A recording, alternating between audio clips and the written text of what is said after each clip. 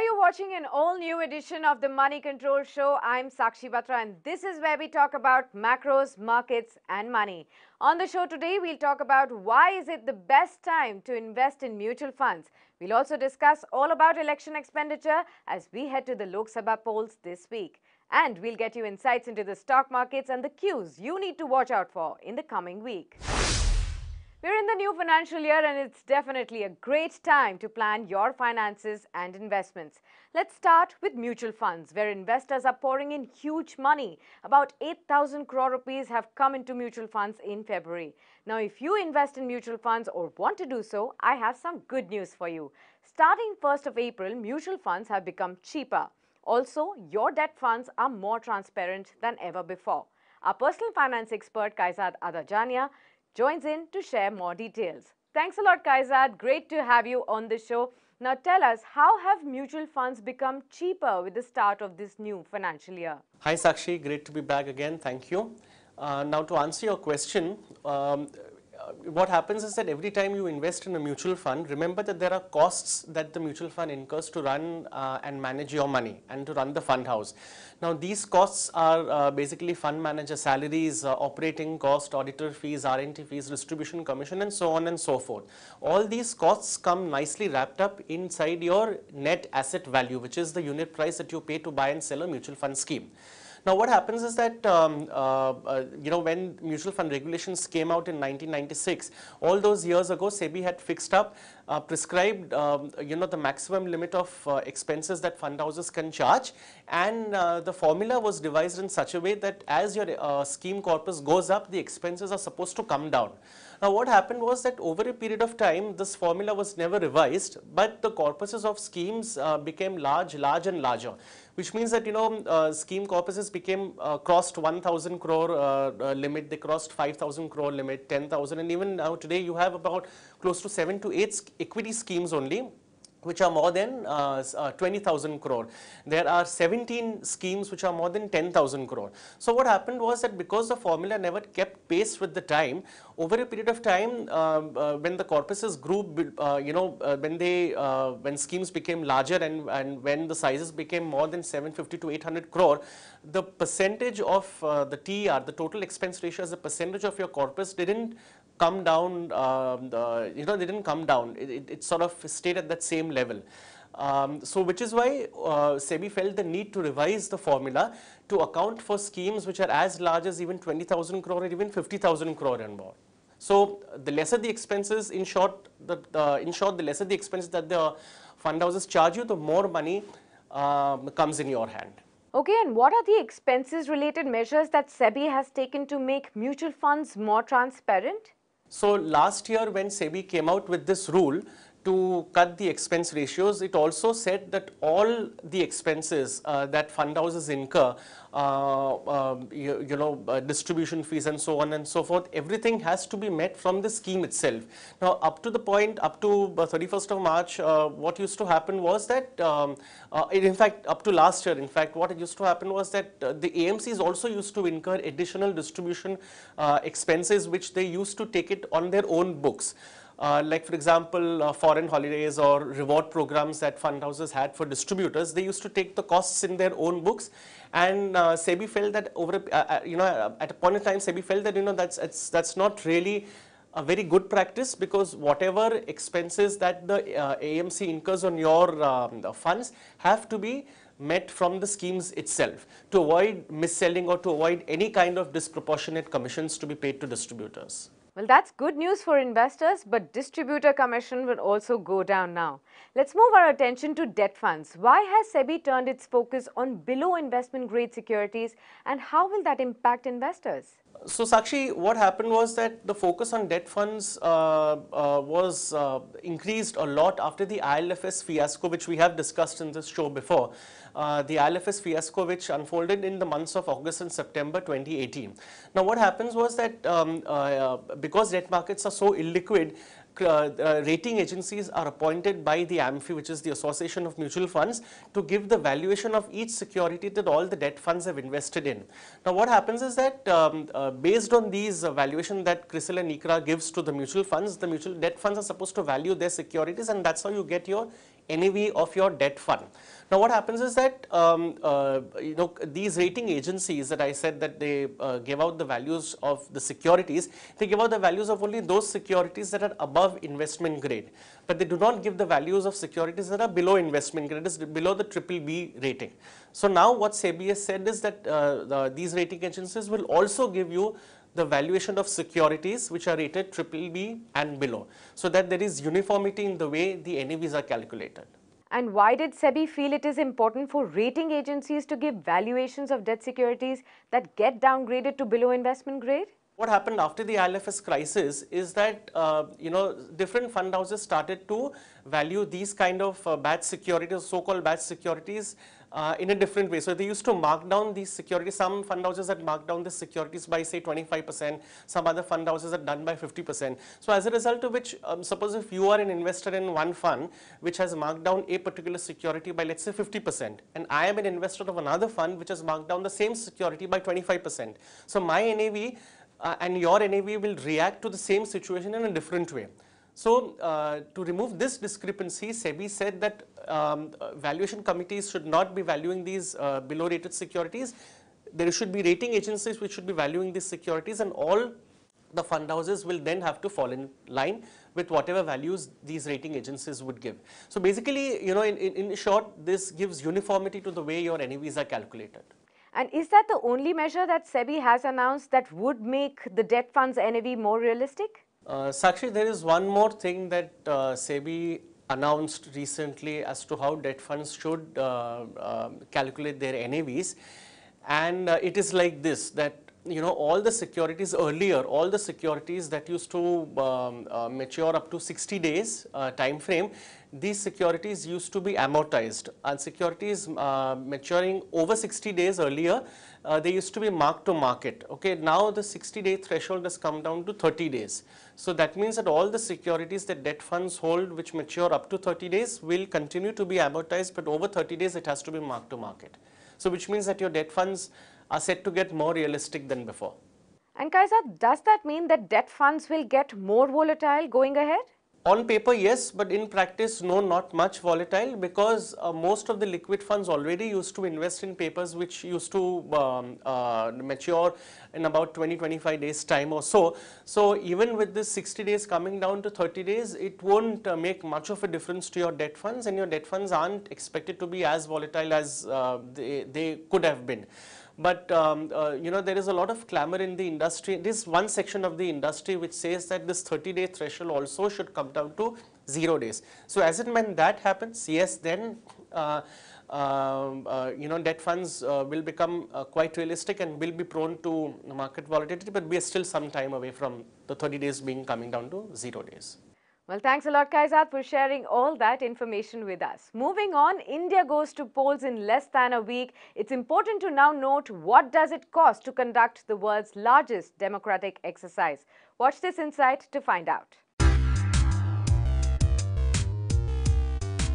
The 2019 Lok Sabha elections have been billed as the most expensive elections ever to be held in India. Election Commission has set 70 lakh rupees as the official ceiling on poll-related spending by each candidate. The official ceiling on election-related spending by each candidate in Arunachal Pradesh, Goa and Sikkim is 54 lakh rupees. According to estimates, political parties are projected to spend on advertising across media platforms in 2019. The BJP's ad spend in 2014 Lok Sabha elections was 714 crore rupees. The Congress spent about 510 crore rupees in ads in 2014 Lok Sabha elections. Conducting elections have become progressively expensive over the years. From about 10 crore rupees in the first Lok Sabha elections in 1952, the Election Commission has spent 3,870 crore rupees in 2014.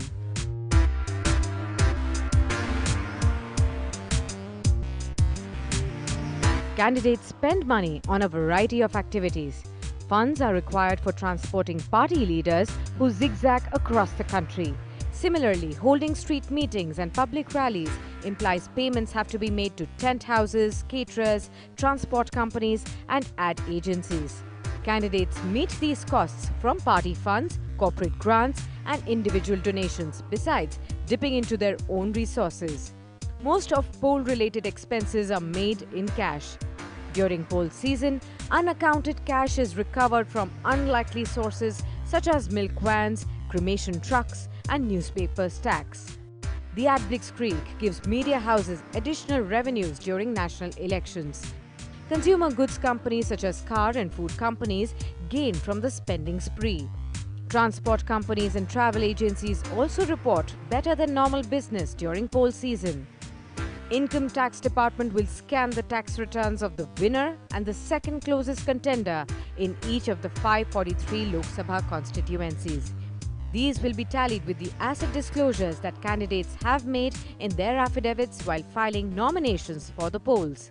Action to be initiated if they were later found to have underreported their earnings. IT department will also pool data from affidavits to find out if there were an abnormal jump in some candidates' earnings between 2014 and 2019.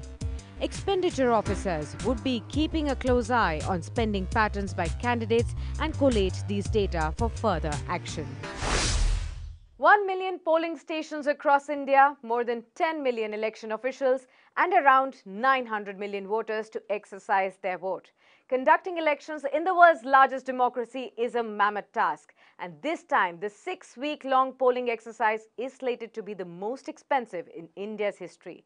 Gaurav Choudhury joins in to discuss more on that. Thanks a lot, Gaurav. Appreciate you joining us. Now it's all about paisa, polls and politics this time around. Tell us, what is the kind of expenditure that we are looking at in the upcoming polls? Well, there are two kinds of expenditure that we need to distinguish here. One, the cost of conducting the election. So that's an election commission cost, the cost that is borne by the Election Commission of India. Sure. And progressively, this has grown significantly over the years because the cost of conducting elections is quite an expensive proposition. Say, for instance, in 1952, from about 10 crore.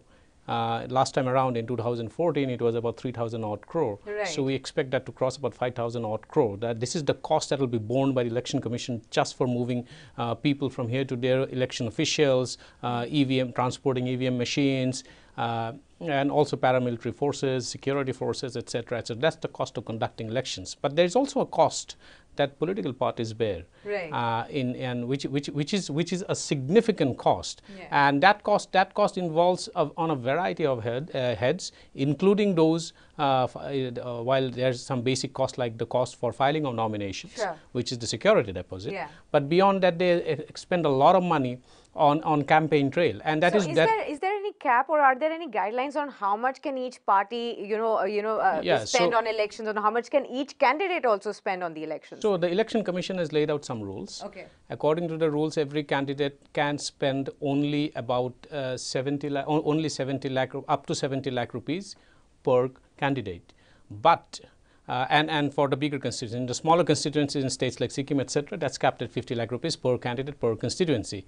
But what we see, what we have been seeing over the years is that candidates actually overshoot this by multiple times, in some cases by multiple times, and the Election Commission cap, while it has been rising over the years, it's still candidates find it too little for them to actually remain within that cap. And we have had instances, we have had reports where candidates actually end up spending up to 10 crore rupees as part of their campaign activity. That is where a lot of observation is going on. That is where a lot of monitoring is going on, and the Election Commission is keeping a close eye on how much candidates actually spend. So what all is really covered in the election expenditure, and where is all this money coming from for all the parties and for candidates? How do they raise these funds? The spending bit. Where do candidates spend? The candidates spend on a variety of activities. So to hold the campaign rally, for instance, you need to organize people coming in, and so you have to spend on transport companies.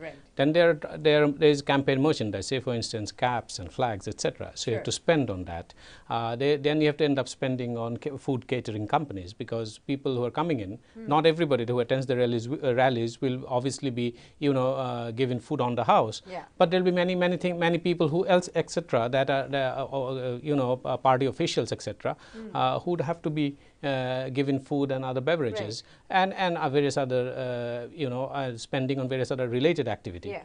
There is a significant cost that is spent on that, and they also spend a lot of money on advertisements. Yeah. We know for a fact that in 2014, the BJP, and this is disclosures made with the Election Commission of India, BJP, which eventually went on to win the elections, spent about 700 odd crore as just media spend. Okay. And the Congress spend about 500 odd crore. So between the two parties, there were about 1,200 odd crore that was spent on advertisement across all forms of media. It was the media companies which made the most of this money. Right. But there was a lot of spending that the political parties did, and there are estimates which suggest that this year, in 2019 Lok Sabha elections, all parties combined, put together, are likely to spend about 2,600 crore or more than that in media spend alone, in advertising alone. That's a lot of money. Absolutely. Those are whopping figures that you're talking about. But then it brings me to a question of whether it is possible or feasible for an independent candidate to actually fund his or candidature, if at all. How difficult is it then for an independent candidate? So that is why the whole the suspicion on involvement of black money in election spending and expenditure has always been there. Where do candidates get their money from? Candidates they put in their own money from their own known sources of income. They get contributions from the party fund. So parties from which they are representing actually help the candidates partly defray the cost of contesting the elections. Right. They also get individual donations. They also get corporate donations. But that in most cases that is not more than enough. So they have to spend. And where do they get the money from? So that is why there is always suspicion that a lot of money from a lot of unknown sources are actually spent in the election-related activity, campaign-related activity. And that is why Election Commission, since 2014 onwards, have appointed something called election observers who keep a close eye on the kind of spending that candidates are doing across all constituencies. But despite that, Gaurav, I want to ask you, the official figures of 2014 Lok Sabha elections was that somewhere the elections cost about 3870 crore rupees. The estimates, or the official estimates, are somewhere around 5 to 7,000 crores for the upcoming elections as well. But Center for Media Studies, which is the research firm, Delhi-based research firm, it has come out with a figure of whopping 50,000 crores that could be spent in this as elections. I said, we need to distinguish between the cost that the Election Commission spends on conducting the elections. That is only for conducting the elections. That will be around 5,000 crore, going by past trends. Last time it was about 3,800 crore, 3,800 crore. This time it should be about 5,000 crore. But over and above, candidates spend, and that spending, according to CMS, is going to go about 50,000 crore. And that is the money that needs to be, some of these will come from known sources of income. But what I do not think, and Election Commission people who have been tracking elections over the years, experts also believe that not every penny that is spent on election by candidates actually comes from known sources of income. And that is why a lot of black money transactions take place operating outside the legal sources. So what will it really take to make elections processes and expenses more transparent? One extreme is to make it completely state funded. I don't think that is possible. The other is that you go through a mix of what happens in the US and France. You raise money through dinners, etc. And then they put a cap on contributions made, and then ensure that money is spent. But for all of that, you first need to ensure that money spent is only through the legitimate financial system. That is, no transaction should take place in cash. Now, or even if it's paid in cash, the disclosures have to be made. But what happens in election, we have seen this over the years, that a lot of transactions take place outside the legitimate financial system through cash, which obscures the source of funds. Thanks a lot, Gaurav, for sharing all that insight about election expenses. Well, conducting clean elections is for sure one of the biggest challenges of our democracy, given the prevalent abuse of money power, particularly when it manifests in inducement of voters. Moving on to markets now, Santosh Nair, editor of Moneycontrol, joins in with all the action in the stock markets and cues for the week ahead. Thanks a lot, Santosh, for joining in. Now, it's been a spectacular week for the markets this week, with all the benchmark indices clocking in record highs. What's fueling the rally on D Street, and will we see higher levels going ahead? Well, thanks, Sakshi. No doubt about that. Clearly, bulls are having a party and it shows no signs of slowing down. Although this week we saw some bit of attempts by the market to consolidate. A lot of good news has already been discounted. So, when the RBI did cut rates by 25 basis points, you didn't really see the market going up.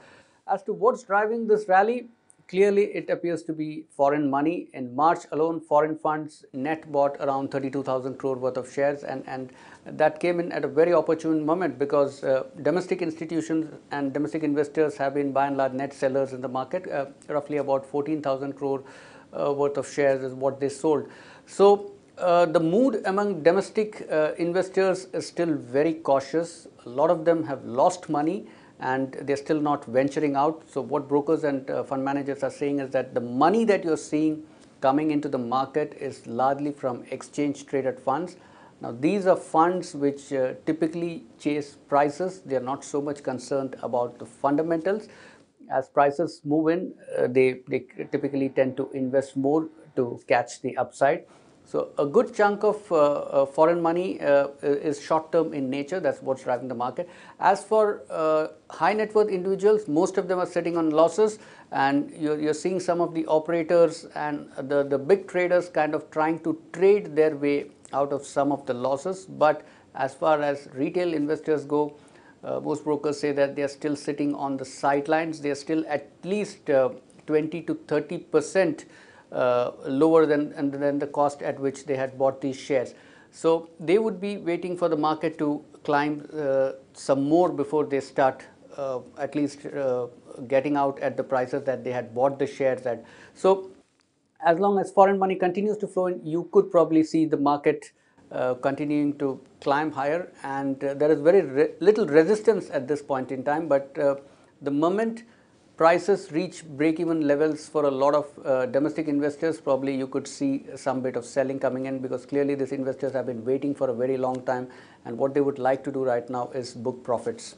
Well, we also had the RBI policy this week. What were the major decisions taken there, and what's the outlook? Are we headed towards more rate cuts? Well, the RBI cut interest rate by 25 basis point, and that to a large extent was expected by the market. You could see that from the way indices reacted after the announcements. Towards the end of the day, they closed on a slightly weak note. So a rate cut, while it's a good thing for equity markets, it typically means that more money will come into stocks. It's not really a factor which in itself can keep the market can keep pushing the market higher. So that's already been discounted. I think at this point, clearly what is deciding the upward move is money flows, and that is what people should keep a close eye for. Domestic inflows are a cause for a bit of worry. You've seen inflows into mutual funds slip for almost 4 months in a row now. So if foreign money stops flowing in, then probably you could see some kind of reaction. Even otherwise, the market is ripe for profit taking after the steep run-up that it has seen in the last couple of months.